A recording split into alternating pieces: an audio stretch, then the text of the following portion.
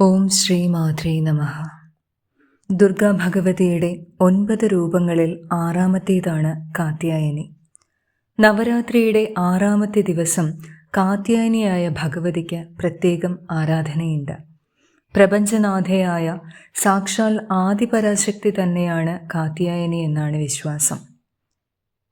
അമരകോശത്തിൽ ശ്രീ പാർവതിയുടെ പര്യായങ്ങളിൽ 2-ാമത്തേതായാണ് കാത്യായനിയെ വർണ്ണിക്കുന്നത്. പുരാണങ്ങൾ പ്രകാരം കാത്യായന മഹർഷിയുടെ മകളായി അവതരിച്ച ശ്രീപാർവതിയാണിത്.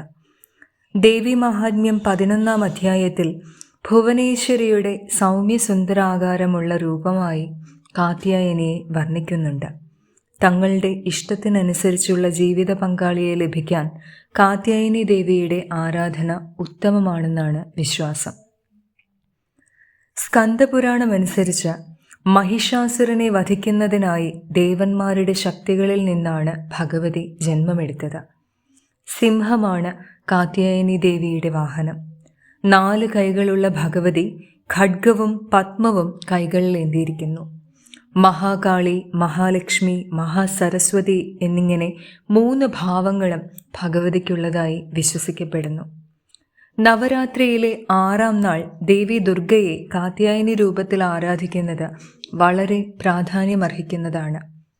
ഈ ദിവസം ഭക്തർ ദേവിക്ക് കാണിക്ക വയ്ക്കുകയും ചുവപ്പ്, വെളുപ്പ് എന്നീ നിറങ്ങളിലുള്ള വസ്ത്രങ്ങൾ ധരിക്കുകയും ചെയ്യുന്നു. ഗോകുലത്തിലെ ഗോപികമാർ ശ്രീകൃഷ്ണനെ പതിയായി ലഭിക്കാൻ വേണ്ടി കാത്യായനി വ്രതം അനുഷ്ഠിച്ചിരുന്നതായി വിശ്വാസമുണ്ട്.